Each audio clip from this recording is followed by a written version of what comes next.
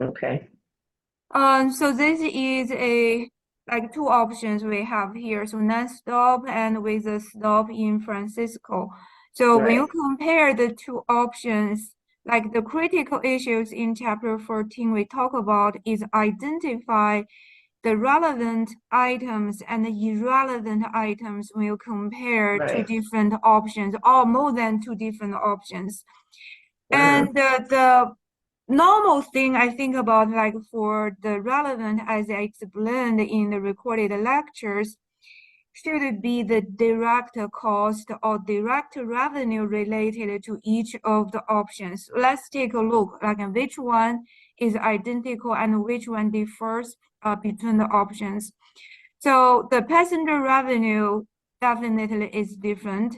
So you have one stop will make a 18,000 revenue more if you have one stop at San Francisco.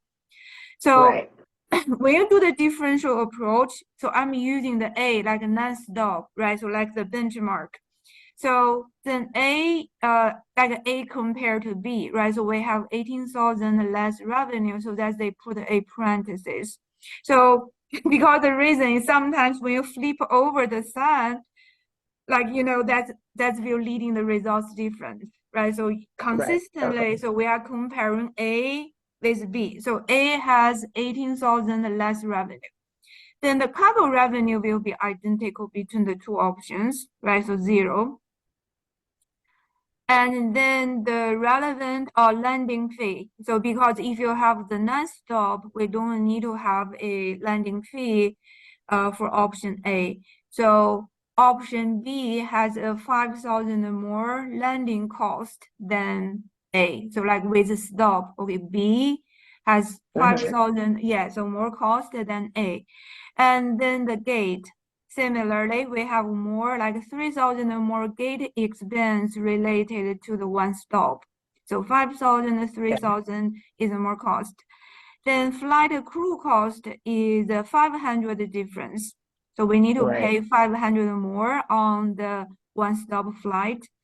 And the Uh-huh. fuel, yeah, apparently we need to spend more fuel because of, this taking off and landing additional or maybe mileage, so 3,000 more cost. Meals Okay. and the services, 600 difference. So now you can Right. compare the, when we compare the non-stop to the with one stop, only the advantage with the one stop is you can earn 18,000 dollars more revenue, but all of Uh-huh. the cost side, right? So you have negative, right? So disadvantage, and but still the cost when we're adding up the additional cost is still less than the revenue you earned. So means more revenue than the increase of the cost. So the overall benefits with the one stop in San Francisco is 5,900. Okay. Yeah, so that's like the differential, you can say like differential profit, right? Or differential net income. Because this negative is means actually the B has more overall more profit than A because we are comparing the revenue difference and then the cost difference. So now let's go back to, yeah, this is what they similar so explanation. But I think for you to do the homework, probably you only need to input the the difference, right? So the difference Uh, between like the income difference or the profit difference between the two options. And but the workout shows how you analyze it. So item by item. Oh, okay. Oh, okay. I see what I Mm. did. I see what I did. Right. Mm. I was doing it backwards, nonstop, Oh, okay. Yeah. doing it nonstop. And even if I did it that way, Right. it would I came up probably backwards. Okay. Mhm. And then I would add additional. Oh, okay, okay. Right, right. You Mm. got it. Oh, I see. Thank you. Yeah, no problem. Yeah. So that's I'm saying so you need to because if you compare the opposite, right? So backwards, you probably have like a positive 5,900, right? So, Right. but that's like the explanation need to be consistent. So B is better than A. So like with one stop, you can earn a net profit 5,900 more than non-stop route. Okay. Okay.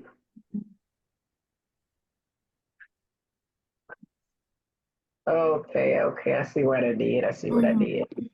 Okay.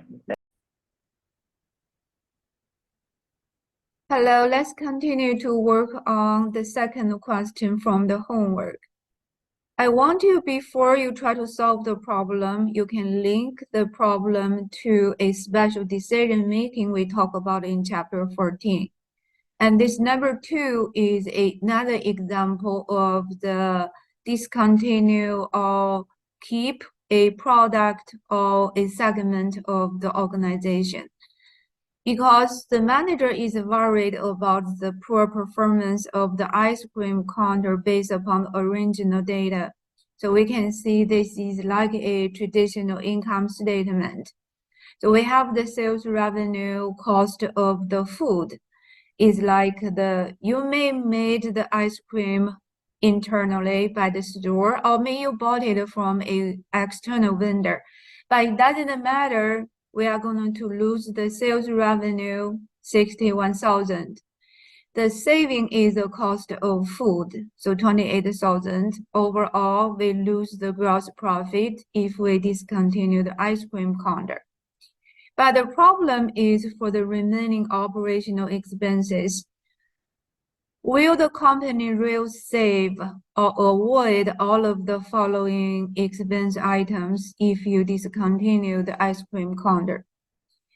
Among all of the 6 items, we need to pay attention to the 3 allocated costs: utilities, depreciation of the building, and the daily manager's salary.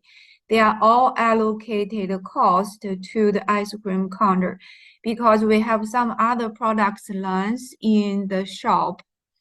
If you discontinue the ice cream, all of those 3 allocated costs will continue to incur. The only difference is you will allocate these amounts to the remaining product lines, but you cannot really avoid the cost at all. So that's create the problem. So using this, we call like a traditional income statement analysis. We are taking care of some unavoidable cost, or even you discontinue the ice cream shop.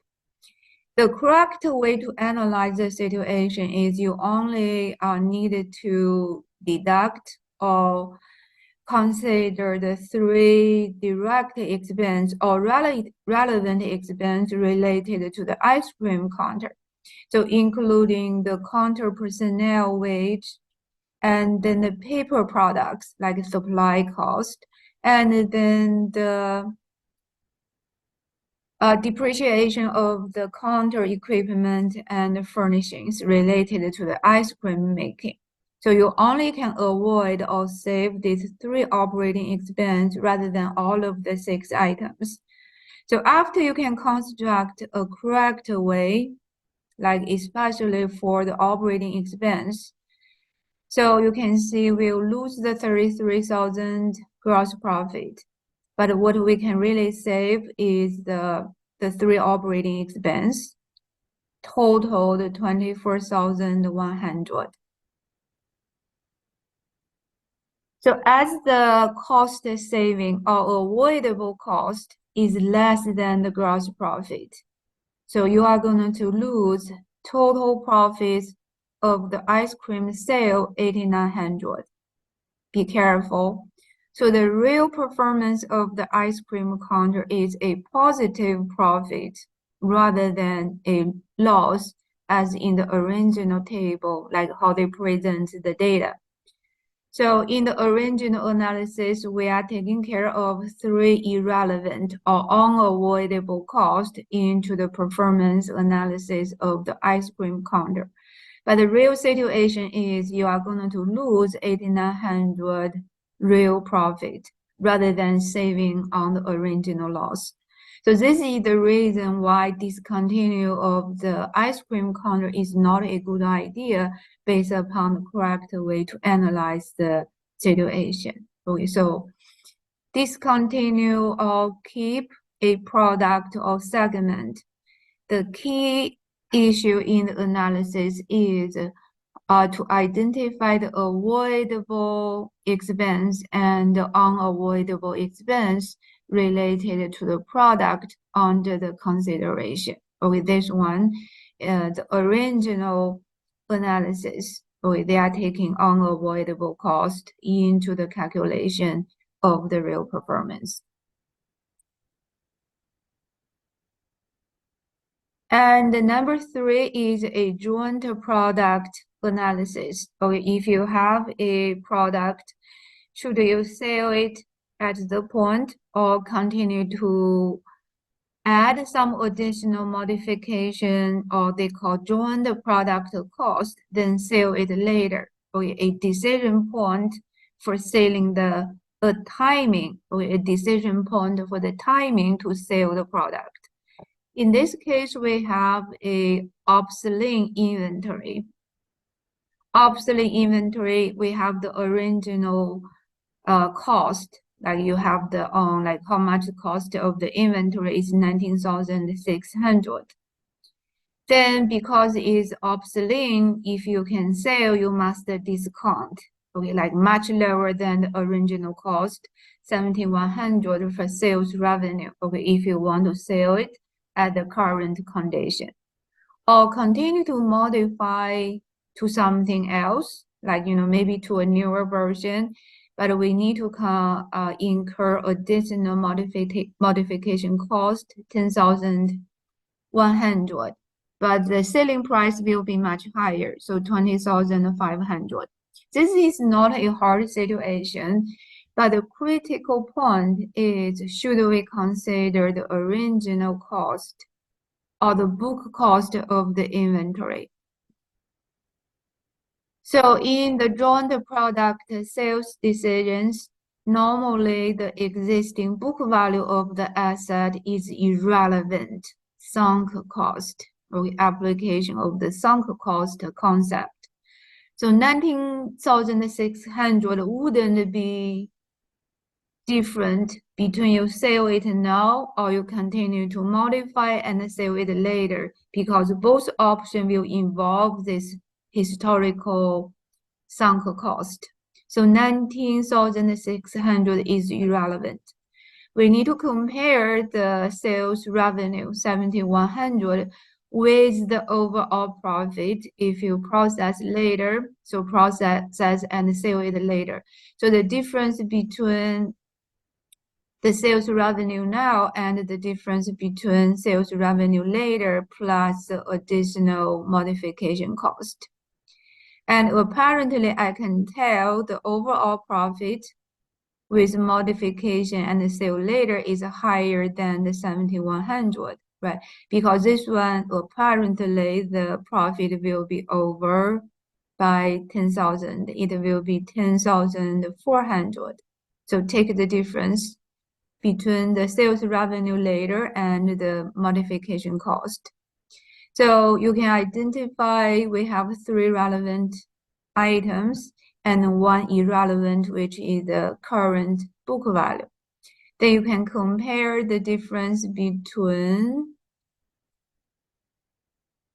the revenue 7,100 and the overall profit if we can sell it later. Okay, there are some 3,300 difference. So anyway, we can make a higher performance by choose to modification and sell it later, comparing the profit difference.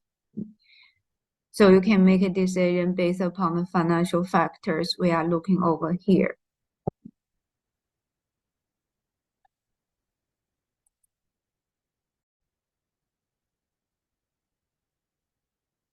The next 2 questions is related to a special order of the company, because right now we have some regular materials, we need to make the products.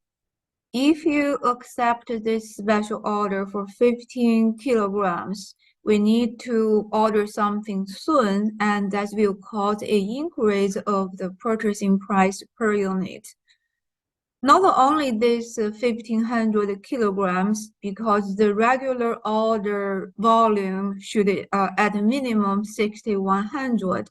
So that means in addition to this 1,500, we need to order the remaining extra units at a higher cost than the regular unit cost as well. So if you are thinking about the relevant material cost of this special order, so you can compare with like the special pricing.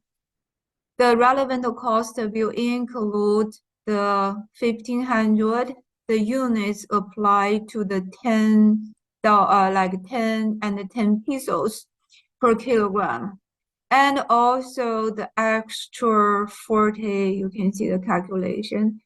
So the 1,500 times 10.10, that's the direct material cost of the special order.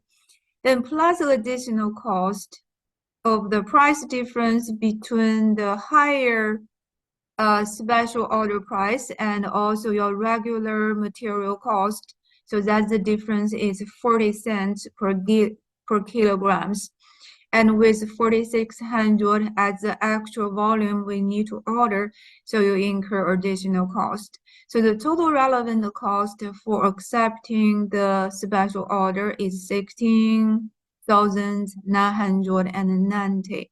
So when you try to negotiate the special price, and you need to keep in mind that the price should be at minimum at this amount, so we can break even.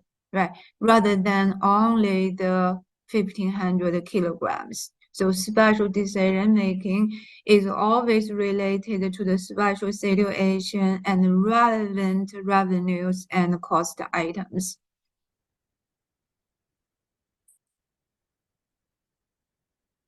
And finally, this is pretty straightforward, a constrained resource allocation analysis. Because when we have constrained resources, can be your direct labor hours or machinery hours. When we compare the different product options or even segment options, we cannot just compare the total contribution margin per unit or per segment. Be careful, not the contribution margin per unit or per segment. We need to compare the contribution margin per constrained resources. It's like per direct labor hour or per machinery hours. When we have this UNO and DOS, the two products, based upon the original data, it seems the UNO is less profitable than the DOS, right, by the unit contribution margin. But because we have a shortage of the skilled labor, so that means the direct labor is constrained resources in this case. So now we need to convert the unit contribution margin to the contribution margin per direct labor, so we can identify which is more preferred when we have a shortage of the limited resources. So if you divide the unit contribution margin by the direct labor required, okay, by the product, so we can calculate very easy for the UNO, the contribution margin per direct labor cost is $4. So $4.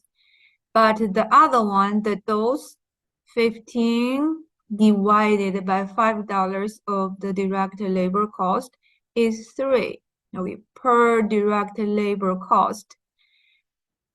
So for the unit contribution margin per limited resources, then the UNO becomes the more preferred than those product, because it offer you higher contribution margin per direct labor cost, which is the limited resources here.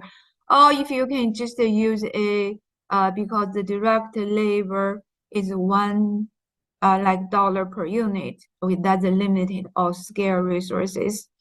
So based upon this analysis, you should use the highly skilled labor hours so to finish the UNO first, because this one give you the higher contribution margin per scaled resources.